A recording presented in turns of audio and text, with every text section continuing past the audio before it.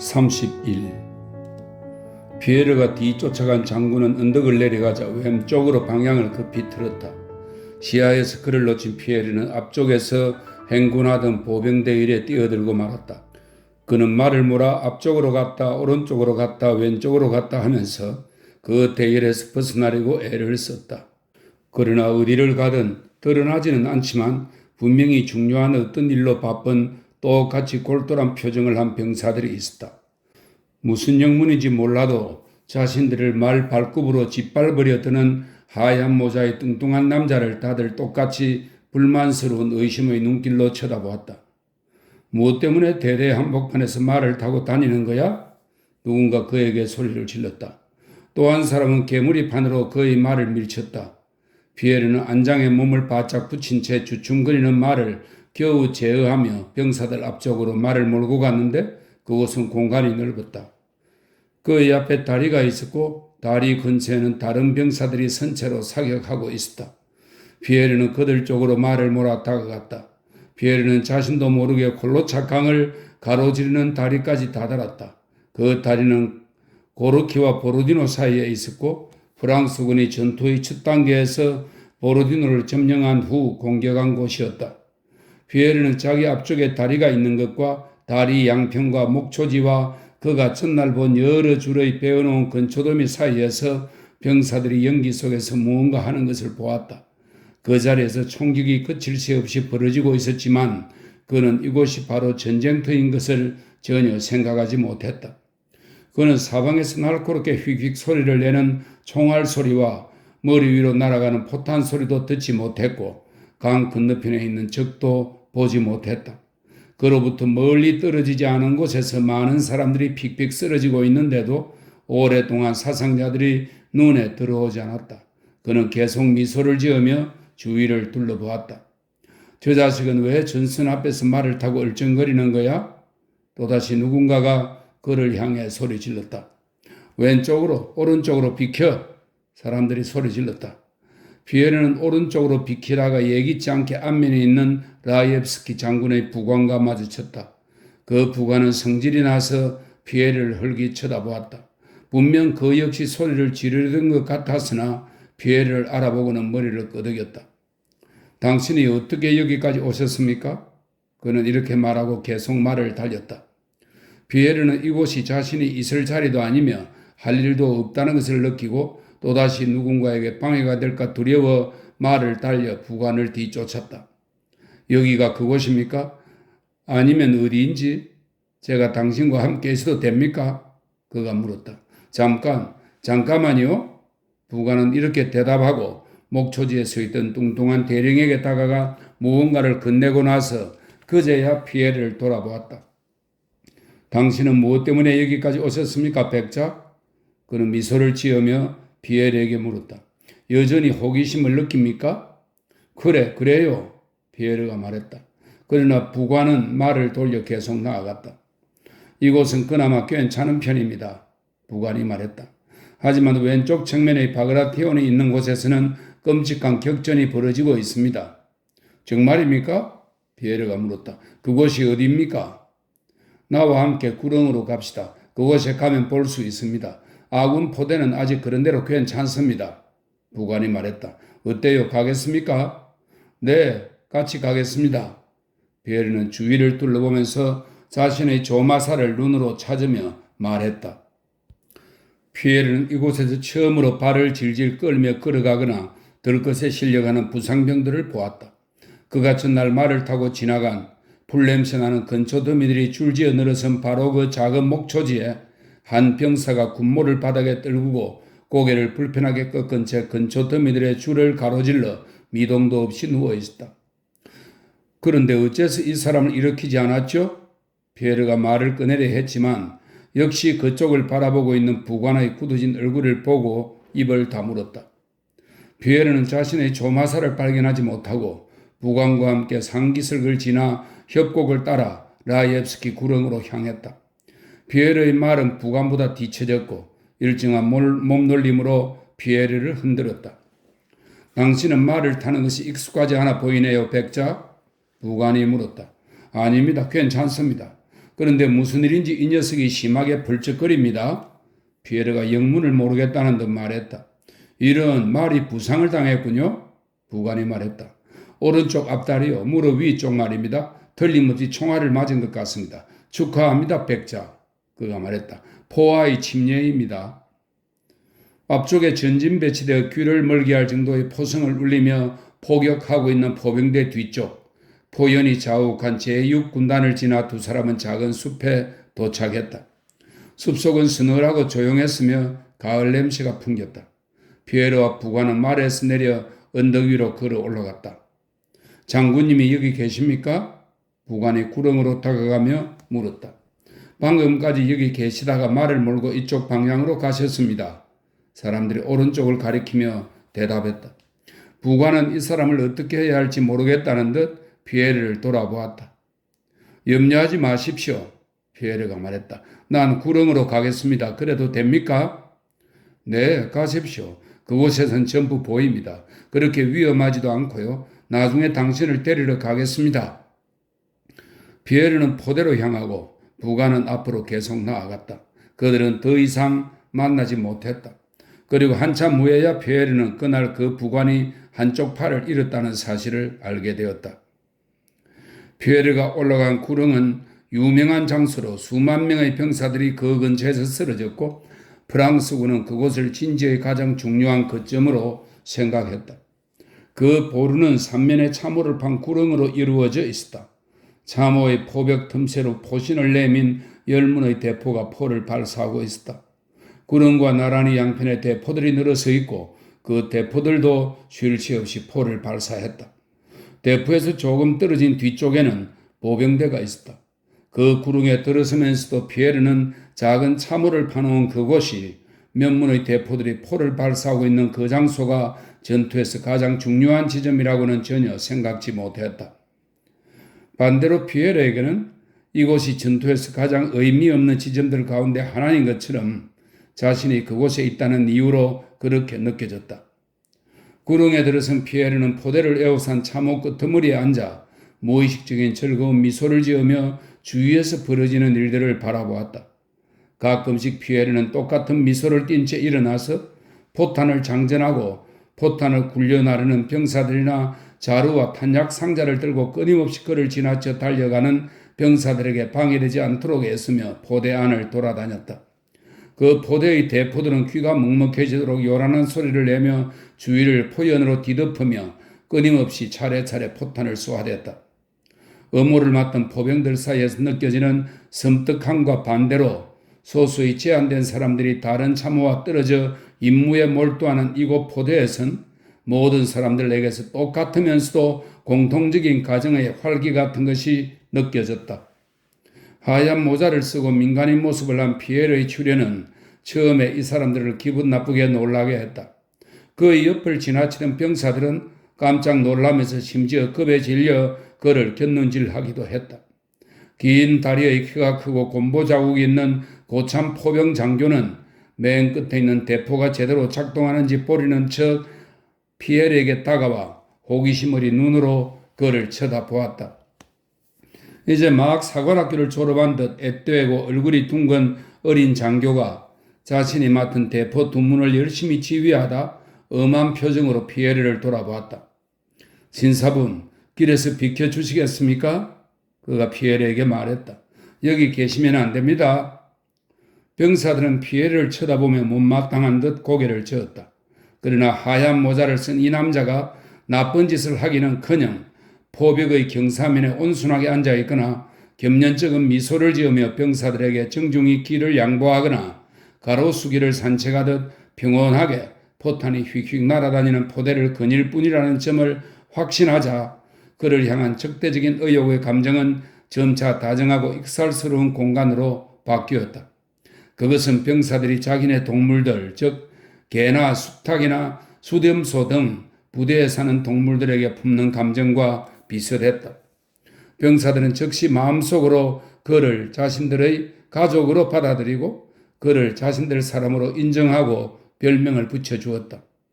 그들은 우리 어르신이라고 부르며 자기들끼리 정겹게 그를 조롱하곤 했다. 포탄 한 발이 피에르에게서 2걸음 떨어진 곳에 땅을 파헤쳐 놓았다.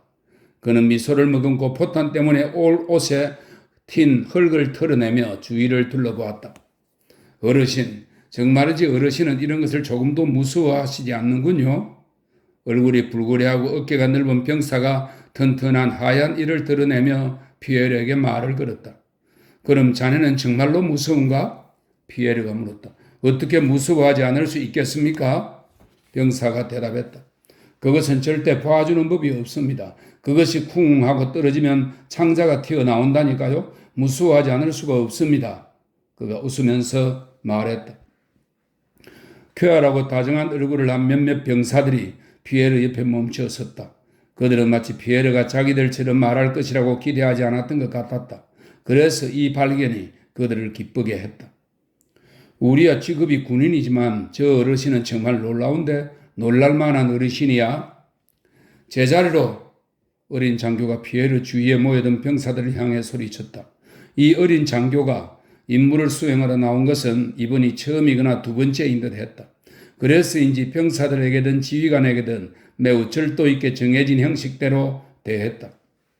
구르는 듯한 소리를 내는 대포와 라이플 총소리가 온 들판에, 특히 바그라티온의 방어 진지가 있는 왼쪽에서 점점 더 크게 울렸다.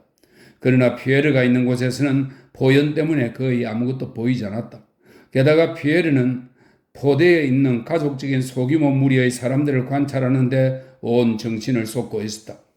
전장의 광경과 소리가 그에게 불러일으킨 처음의 무의식적으로 즐거운 흥분은 이제 특히 목초지에 쓸쓸하게 누워있는 병사의 모습을 보고 난 이후 다른 감정으로 변해버렸다.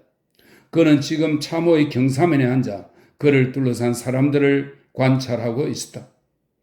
10시 무렵까지 벌써 20명이 포대에서 실려 나갔다.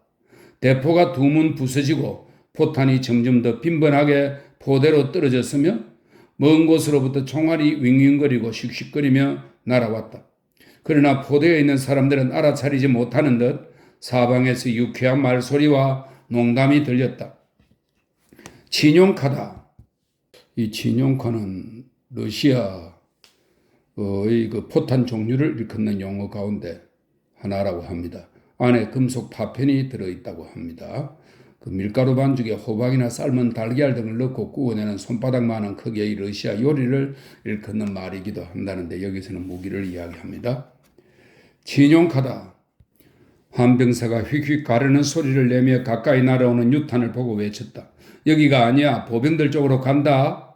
유탄이 날아가 의모대 대열에 떨어지는 것을 본 다른 병사가 너털 웃음을 터뜨리며 덧붙였다. 왜 그래? 아는 사이야? 또 다른 병사가 머리 위로 날아가는 포탄 밑에 주저앉아 있는 농부를 보며 비웃었다. 병사들 몇 명은 앞쪽에서 벌어지는 일을 주시하며 토벽 옆에 모여 있었다. 삼병선이 무너지고 있다. 보이지? 적들이 뒤로 물러났어. 그들은 토벽 너머를 가리키며 말했다. 각자 자기 일을 봐. 상사가 그들에게 외쳤다. 적들이 물러나는 건 뒤쪽에 할 일이 있기 때문이야. 그러더니 한 병사의 어깨를 잡고 무릎으로 걷어찼다. 왁자지껄한 웃음소리가 들렸다. 오호 대포로 가져와. 한쪽에서 사람들이 외쳤다. 배를 끄는 인부들처럼 다 같이 단번에 하는 거야. 포를 교체하는 사람들의 유쾌한 외침이 들렸다. 아, 우리 어르신의 모자를 쳐서 떨어뜨릴 뻔했네. 얼굴이 불그레한 제담꾼이 이를 드러내며 피에르를 놀렸다. 에이, 덜 떨어진 놈. 그는 바퀴와 누군가의 다리에 떨어진 포탄을 향해 나무라도 말했다. 어이, 여우 새끼들. 또 다른 병사가 부상병들을 운반하기 위해 등을 웅크리고 포대로 들어온 민병들을 조롱했다. 죽이 맛이 없나? 어이, 까마귀들. 완전히 얼었구먼. 병사들은 한쪽 다리가 잘려나간 병사 앞에서 당황한 나머지 우물쭈물하는 민병들에게 소리쳤다. 이놈들아, 어떻게든 해봐라. 그들은 농부들을 흉내냈다. 정말 싫은가 보군. 매번 포탄이 떨어진 후에, 매번 사상자가 생긴 후에 병사들이 더욱더 활기를 띈다는 것을 피에르는 눈치챘다. 가까이 다가오는 먹구름에서 뿜어져 나오듯 이 모든 사람들의 얼굴에서 보이지 않게 활활 타오르는 불꽃의 전광이 점점 더 자주, 더욱더 밝게 번쩍였다. 마치 이 순간 벌어지고 있는 일의 저항이라도 하듯. 피에르는 앞쪽의 전장을 보지 않았고 그곳에서 무슨 일이 벌어지는지 알고 싶어 하지도 않았다. 그는 점점 더 활활 타오르는 불꽃을 관조하는데 마음을 온통 빼앗기고 있었다. 그 불꽃은 자신의 영혼 속에서도 똑같이 타오르는 것 같았다. 10시에 포대 앞쪽 등불과 카멘카강 기슭에 있던 보병들이 후퇴했다. 포대가 있던 곳에서는 보병들이 라이플 총들 위에 부상병들을 싣고 포대를 지나 후방으로 달려가는 것이 보였다. 장군 하나가 수행단을 거느리고 구릉으로 올라왔다. 그는 대령과 이야기를 주고받고는 화가 나서 피해를 쳐다보더니 포대 뒤에 서 있던 보병 의무대에 폭격의 피해를 최대한 적게 입도록 바짝 엎드리라고 지시한 후 다시 아래로 내려갔다. 그 후 포대 오른쪽에 있던 보병 대열 사이에서 북소리와 명령을 외치는 소리가 들렸다. 포대가 있는 자리에서 보병 대열이 앞으로 이동하는 모습이 보였다. 피에르는 포병 너머를 바라보았다. 순간 한 사람의 얼굴이 유난히 그의 눈에 들어왔다. 창백하고 애띤 얼굴의 장교였다. 그는 장검을 늘어뜨린 채 뒷걸음질을 하며 주위를 불안하게 두리번거리고 있었다. 보병 대열이 연기 속으로 모습을 감추고 길게 울려 퍼지는 그들의 함성과 빈번한 라이플 총소리가 들려왔다. 몇 분 후 그곳에서 부상병 무리와 덜것들이 나왔다. 포대의 포탄이 점점 더 빈번히 떨어졌다.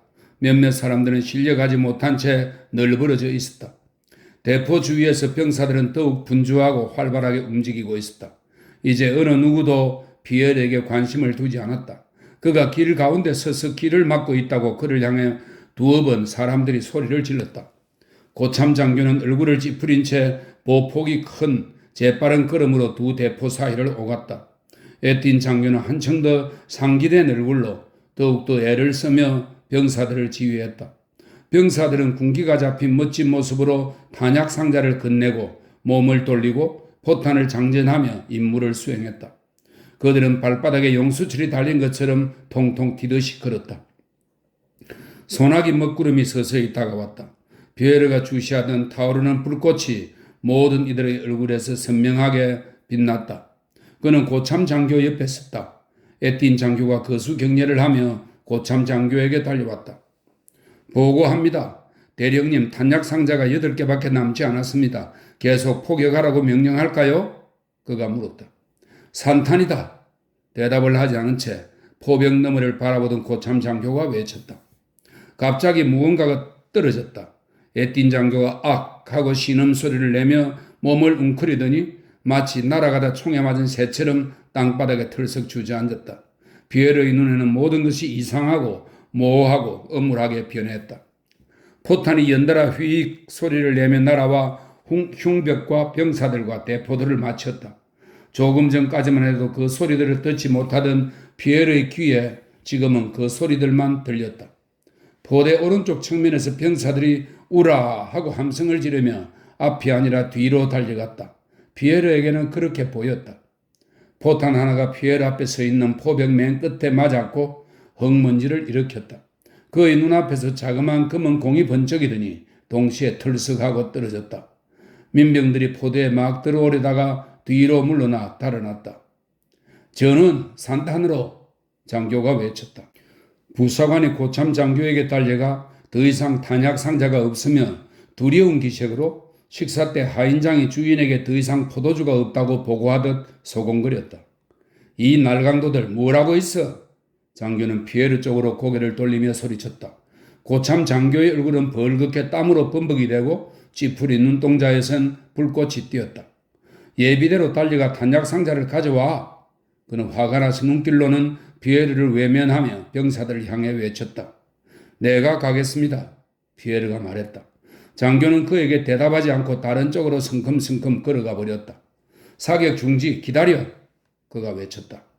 탄약 상자를 가져오라는 장교의 명령을 받은 병사가 피에르와 부딪혔다.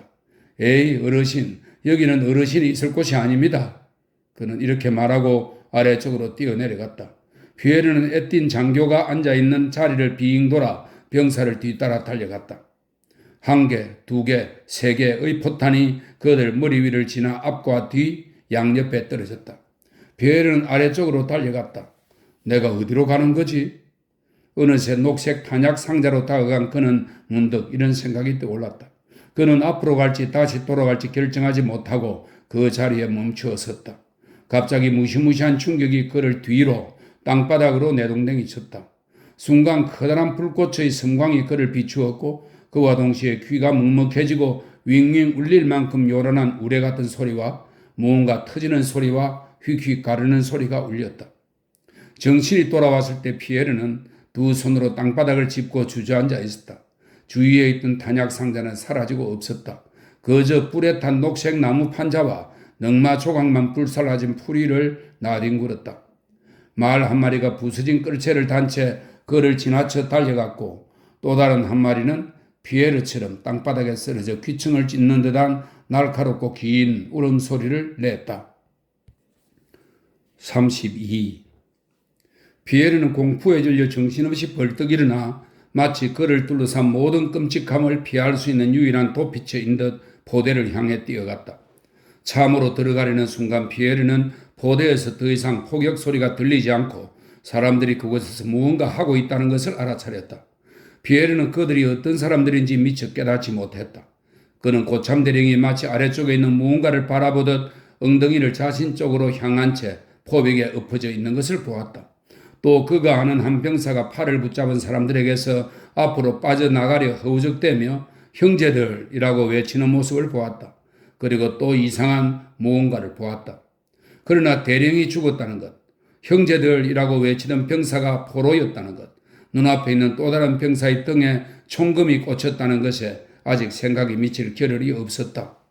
피에르가 참으로 막 뛰어들어가자 비쩍 마르고 얼굴이 누런 파란 군복의 남자가 땀에 흠뻑 젖은 얼굴로 한 손에 장검을 든 채 소리를 지르며 그에게 달려들었다. 피에르는 본능적으로 충돌을 피하기 위해 그들이 보지도 않고 서로를 향해 내달렸기 때문에 두 팔을 내밀어 한 손으로는 그 남자의 어깨를 붙잡고 그는 프랑스 장교였다. 다른 한 손으로는 멱살을 잡았다. 장교가 장검을 내던지고 피에르의 옷깃을 움켜쥐었다. 몇 초 동안 두 사람은 서로의 낯선 얼굴을 놀란 눈으로 바라보았다. 두 사람 모두 자신들이 무엇을 했는지 또 무엇을 해야 할지 몰랐다. 내가 포로로 잡힐 것인가? 아니면 이자가 내게 포로로 잡힐 것인가? 두 사람은 각기 이런 생각을 하고 있었다. 그러나 프랑스 장교는 자신이 포로로 잡혔다는 생각에 좀 더 기울어진 것 같았다. 본능적인 공포로 움직이는 피에르의 강한 손이 점점 더 세게 그의 목을 움켜쥐었기 때문이다. 프랑스인은 무언가 말하려 했다. 그때 갑자기 포탄 하나가 그들의 머리 바로 위로 낮게 무시무시하게 휙 스쳐 지나갔다. 프랑스군 장교가 재빨리 머리를 숙였기 때문에 피에르의 눈에는 그의 머리가 떨어져 나간 것처럼 보였다. 피에르도 머리를 숙이며 프랑스 장교의 멱살을 놓았다.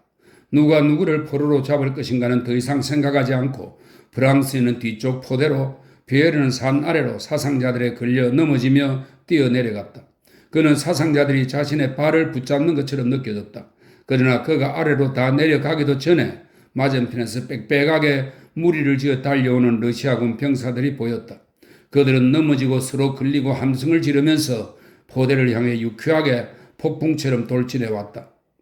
이것은 예르몰로프가 오직 자신의 용맹과 행운이 이 위협을 가능하게 했다고 말하면서 본인의 공으로 돌린 공격이었으며 아마도 그가 자기 주머니에 있던 게오르기 훈장을 구렁에 내 던진 것 같은 공격이었다. 포대를 점령했던 프랑스군이 도망가기 시작했다. 아군은 우라 하고 함성을 지르면서 포대 너머 너무 멀리까지 프랑스군을 추격해서 그들을 제지하기도 힘들었다. 포대에서 포로들이 끌려 나왔고 그 중에는 부상을 당한 프랑스 장군도 있었다. 장교들이 그를 에워싸고 있었다.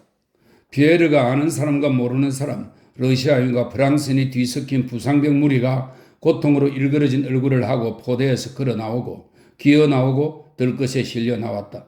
피에르는 자신이 1시간 넘게 시간을 보낸 구렁으로 들어갔다. 하지만 그를 자기들 사람으로 받아준 가족적인 무리 가운데 어느 누구도 찾을 수 없었다. 그곳에는 그가 모르는 사망자들이 많았다. 그러나 몇몇 사람을 알아보았다. 에틴 장교는 여전히 몸을 웅크린 채 피가 흥건히 고인 토벽 가장자리에 앉아 있었다. 붉은 얼굴빛의 병사가 여전히 경련을 일으키고 있었지만 아무도 그를 데려가지 않았다. 피에르는 아래로 뛰어갔다. 아니야, 이제 저들은 이 짓거리를 그만하겠지. 이제 저들은 자신들이 저지른 짓거리에 끔찍해 할 거야. 피에르는 전장에서 이동해 나가는 들것들의 무리를 목적 없이 뒤따라가며 생각에 잠겼다. 그러나 연기에 가려진 태양은 여전히 하늘 높이 떠 있었고 앞쪽에는 특히 왼쪽의 소면옵스코의 부근에서는 무언가가 연기 속에 들끓었다. 사격 소리와 총격과 포격은 약해지지 않았다. 아니, 오히려 녹초가 된 몸으로 마지막 힘을 다해 외치는 사람처럼 필사적일 정도로 거세졌다. 33. 보로디노 전투의 중요한 군사행동은 보로디노 마을과 바그라티온의 방어진지 사이 약 1,000사전의 공간에서 벌어졌다.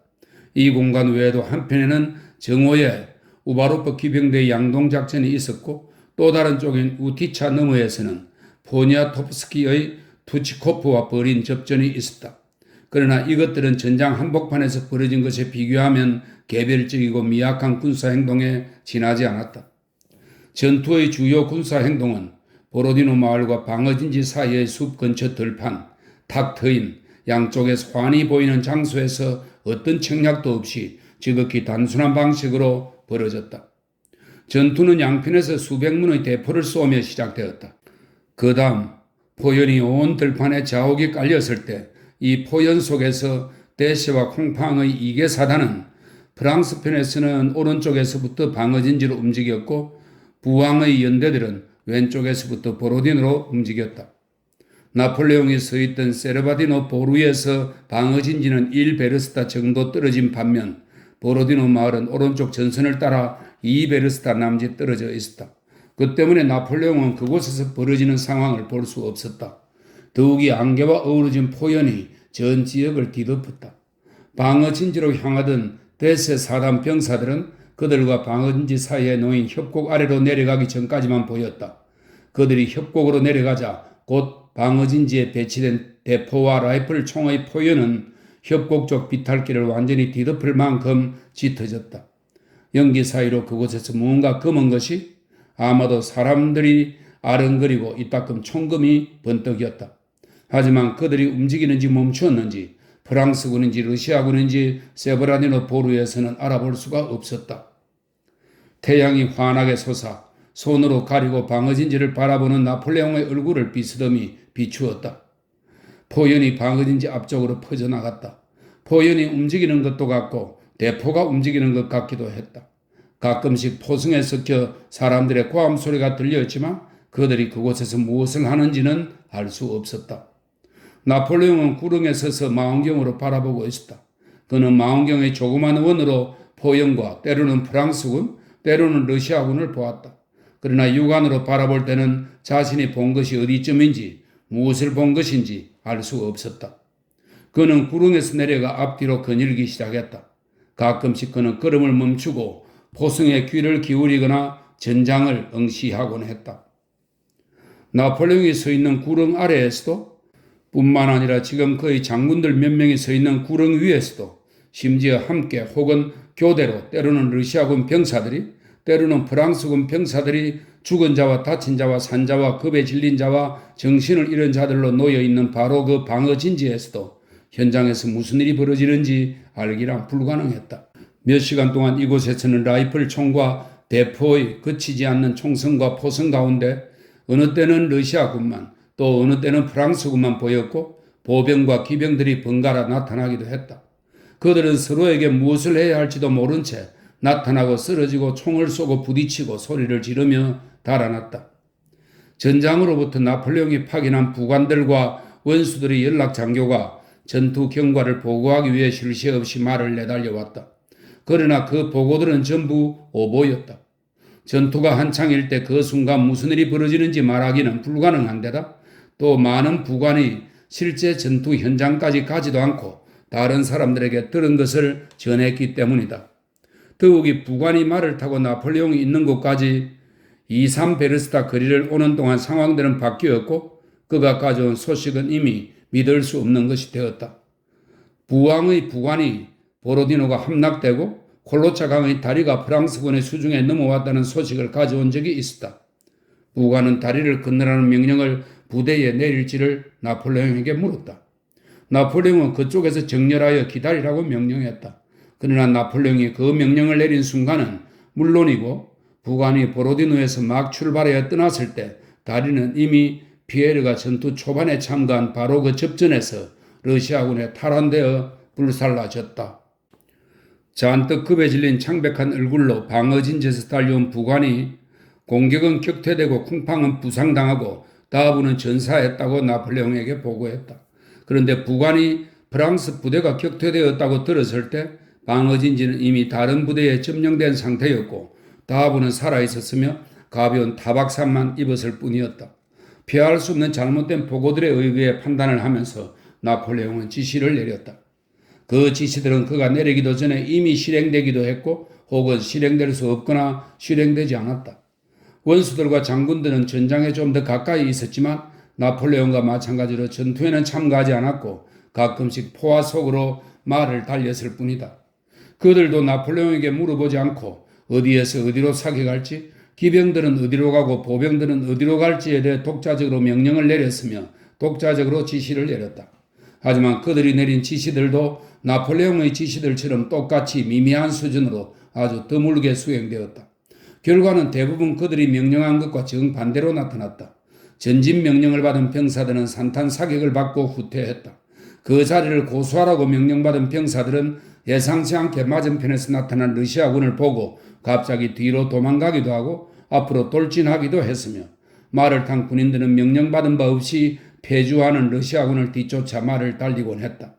그렇게 두 기병연대가 세면옵스키 협곡을 질주하여 산으로 올라갔다가는 이내 말을 돌려 전력을 다해 되돌아오기도 했다. 보병들도 마찬가지로 똑같이 움직이며 가끔씩 자신들에게 내려진 명령과 전혀 상관없는 곳으로 달려갔다. 대포를 언제 어디로 움직일지, 사격을 위해 언제 보병들을 내보낼지, 러시아 보병들을 짓밟기 위해 언제 기병들을 내보낼지 등에 관한 명령들은 대열에 있던 가장 가까운 일부 지휘관들이 나폴레옹뿐 아니라 심지어는 다부, 미라에게조차도 물어보지 않고 직접 내렸다.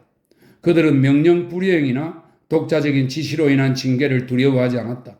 왜냐하면 전투에서는 인간에게 가장 중요한 것, 자신의 생명과 관련되기 때문이다. 때로는 뒤로 달리는 것에 혹은 앞으로 달리는 것에 구원이 있는 것처럼 보인다. 그래서 격전 속에 있던 이들은 그 순간의 분위기에 따라 행동한다. 그러나 본질적으로 이러한 모든 진격과 후퇴도 부대의 상황을 유리하게 해주거나 바꾸지는 못했다. 서로에 대한 공격과 충돌은 그들 서로에게는 거의 손상을 끼치지 않았다. 손상, 죽음, 불구를 초래한 것은 이 사람들이 우왕좌왕하는 공간의 어디에나 휙휙 날고 있는 포탄과 총알이었다. 포탄과 총알이 날아다니는 공간으로부터 이들이 벗어나면 뒤에 서 있던 지휘관들은 즉각 이들을 정렬시켰고 기강을 잡은 후 이 기강의 위력으로 포화의 현장에 다시 들여보냈다. 그곳에서 이들은 다시 기강을 잊어버리고 죽음에 대한 공포의 영향으로 돌발적인 군중 심리에 따라 우왕좌왕했다. 34. 나폴레옹의 장군들, 즉 이 포화 지역에 가까이 있었고 심지어 가끔은 그 속에 들어가기도 했던 다부와 네와 뮤라는 잘 훈련된 대군을 몇 차례씩 포화의 현장에 투입했다. 그러나 이전의 전투에서 어김없이 일어나던 것과 정반대로 적의 패주에 대한 소식 대신 잘 훈련된 대군이 급에 질린 지리멸렬한 무리가 되어 그곳에서 돌아왔다. 장군들은 다시 그들을 정돈시켰지만 병력은 점점 줄어들었다. 정오 무렵 뮤라는 나폴레옹에게 부관을 보내 병력 보강을 요청했다. 나폴레옹이 구릉 아래에서 펀치를 마시고 있을 때 뮤라의 부관이 말을 타고 나폴레옹에게 달려와 폐하께서 일개 사단을 더 내주신다면 러시아군은 반드시 격파될 것입니다. 라는 화근을 전했다. 보강, 나폴레옹은 그의 말을 이해하지 못하겠다는 듯 검은 곱슬머리를 길게 늘어뜨린 미소년 부관을 바라보며 놀라움이 섞인 준엄한 표정으로 말했다. 보강이라니, 나폴레옹은 생각했다. 이 자들이 무슨 보강을 요구한다 말인가? 군대의 절반을 수중에 거느리고 러시아군 가운데서도 무방비 상태인 약한 측면으로 공격에 들어간 자들이 나폴리 왕한테 말하게. 나폴레옹이 엄하게 말했다. 아직 정오도 되지 않았고 나에게는 아직 나의 장기판의 상황이 잘 보이지 않는다고 말이야. 가봐. 긴 머리의 미소년 부관은 모자에서 손을 떼지 못한 채 무겁게 한숨을 쉬고는 사람들을 죽이고 있는 그곳으로 다시 말을 달렸다. 나폴레옹은 자리에서 일어나 콜랭쿠르와 베르티에를 불러 전투와 상관없는 일에 대한 이야기를 나누었다. 나폴레옹의 흥미를 끌기 시작한 대화 중간에 베르티에의 눈길이 수행단을 거느린 한 장군에게 향했다. 그는 땀에 흠뻑 젖은 말을 타고 구렁으로 달려오고 있었다. 벨리아르였다. 이 벨리아르는 프랑스 출신의 장군인데요. 프랑스 혁명 발발 이후 1791년 본격적으로 군 활동을 시작한 인물이라고 합니다. 말에서 내린 그는 빠른 걸음으로 황제에게 다가와 대담하게 커다란 목소리로 보강의 필요성을 주장했다. 그는 황제가 일개 사단을 더 내준다면 러시아군은 반드시 파멸할 것이라며 자신의 명예를 걸고 말했다. 나폴레옹은 어깨를 으쓱하고 아무 대꾸도 없이 산책을 계속했다. 벨리아르는 그를 둘러싸고 있는 수행 장군들과 큰 소리로 활기차게 이야기를 나누기 시작했다. 대단한 열이구려 벨리아르. 나폴레옹은 새로운 장군 쪽으로 다시 걸음을 옮기며 말했다. 포화의 열기 속에서는 잘못된 판단을 내리기 쉽지. 가서 보시오. 그런 다음 다시 나에게 오시오. 벨리아르가 시야에서 채 사라지기도 전에 반대편 쪽에서 전장에서 보낸 새로운 전령이 말을 달려왔다. 그래, 또 뭔가? 나폴레옹은 끊임없는 방해에 신경질이 난 사람의 말투로 말했다. 폐하, 대공께서 무관이 말을 시작했다. 보강을 요청한다고? 나폴레옹은 분노에 찬 몸짓으로 말했다. 부관이 긍정의 뜻으로 머리를 숙이고는 보고를 시작했다. 그러나 황제는 몸을 돌려 두 발짝 걸어갔다. 그리고 걸음을 멈추고는 다시 돌아와 베르티에를 불렀다. 예비 부대를 보내줘야겠소. 그는 두 팔을 가볍게 벌리며 말했다. 그곳에 누구를 보내지? 당신은 어떻게 생각하시오? 그는 베르티에를, 훗날 그가 내가 독수리로 만든 거위 새끼라고 불렀던 베르티에를 돌아보며 말했다. 폐하, 클라파레드의 사단을 보낼까요? 전 사단과 연대와 대대를 하나하나 기억하는 베르티에가 말했다. 나폴레옹은 동의의 뜻으로 머리를 끄덕였다. 부관은 클라파레드 사단으로 말을 달렸다. 그리고 몇 분 후 구릉 뒤에 대기 중이던 젊은 근위대가 자기 위치에서 움직이기 시작했다. 나폴레옹은 그 움직임을 말없이 바라보았다. 아니요. 그가 갑자기 베르티에를 돌아보았다. 난 클라파레드를 보낼 수는 없어. 프리앙 사단을 보내시오. 그가 말했다. 클라파레드 대신 프리앙의 사단을 보내는 것이 어떤 장점도 없음에도 불구하고 심지어 이제 와서 클라파레드를 묶어놓고 프리앙의 사단을 보내려면 매우 불편해지고 지체될 것이 분명한데도 그 명령은 정확히 수행되었다. 나폴레옹의 약으로 해를 끼치는 의사의 역할, 자신이 너무나 잘 알고 비난해온 그 역할을 자기 부대와의 관계에서 스스로 행하고 있다는 것을 보지 못했다. 프리앙의 사단은 다른 사단들과 마찬가지로 전장의 연기 속으로 사라졌다. 사방에서 계속 부관들이 말을 몰고 와서 마치 약속이나 한 듯 똑같은 말을 했다. 모두들 보강을 요청하고 러시아 군이 자신들의 자리를 고수하며 지옥 불을 퍼붓고 있어 그 때문에 프랑스 부대가 점점 녹고 있다고 말했다. 나폴레옹은 접이식 의자에 앉아 깊은 생각에 잠겼다. 아침부터 계속 시장길을 느끼던 여행 애호가 무슈드 보셰가 황제에게 다가가 대담하게도 정중히 아침 식사를 권했다. 이제는 이미 폐하께 승리를 축하드려도 좋으리라 기대합니다만 그가 말했다. 나폴레옹은 부정의 뜻으로 말없이 고개를 저었다. 그 부정이 승리에 관한 것이지 식사에 관한 것이 아니라고 여긴 무슈드 보셰는 아침 식사를 할 수 있을 때 그것을 방해할 이유는 이 세상에 아무것도 없다며 장난기 어리면서도 정중하게 감히 말했다. 물러가시오. 갑자기 나폴레옹은 침울하게 말하며 고개를 돌렸다. 유감과 후회와 기쁨이 뒤섞인 행복한 미소가 보셰의 얼굴에서 환히 빛났다. 그는 미끄러지는 듯한 발걸음으로 다른 장군들 쪽으로 물러났다. 나폴레옹은 괴로운 기분을 느끼고 있었다. 아무렇게나 돈을 걸어도 늘 따기만 하던 운 좋은 도박꾼이 게임의 모든 경우들을 계산한 바로 그 순간에 그 수를 곰곰이 생각할수록 자신의 패배가 더욱 확실해진다고 느끼면서 겪는 감정과 비슷했다. 부대들도 동일하고 장군들도 동일하고 준비도 동일했다. 작전 명령도 동일하고 관계라고 힘찬 선언문도 동일하고 그 자신도 동일했다. 그는 이것을 알았으며 심지어 지금의 자신이 예전보다 더 노련하고 능숙하다는 것도 알았다. 게다가 적은 아우스트리츠 전투와 프리틀란트 전투 때와 다를 바가 없었다. 그러나 무시무시하게 흔들어대던 두 팔이 마법에 걸린 것처럼 무기력하게 툭 떨어졌다. 이전의 방법들은 모두 하나같이 성공을 거두었다. 한 지점으로의 포대 집중, 전선 돌파를 위한 예비대의 공격, 철인 기병대의 공격, 이 모든 방법들을 이미 사용했다. 그런데도 승리를 거두지 못했을 뿐만 아니라 장군들이 전사하고 부상을 당했으며 전력 보강이 불가피하고 러시아군을 격파하는 것은 불가능하고 부대들이 혼란에 빠졌다는 등의 똑같은 소식들만 사방에서 들려왔다. 예전에는 두세 가지 명령이나 두세 마디 말을 하고 난 뒤에는 원수들과 부관들이 기쁜 얼굴로 축하의 인사말을 갖고 말을 몰고 와서는 몇 군단의 포로, 몇 다발의 적기와 독수리 문장, 대포와 수송대 등 전리품을 획득했다고 보고했다. 미이라도 수송대회를 인수하기 위해서만 기병대를 요청했다.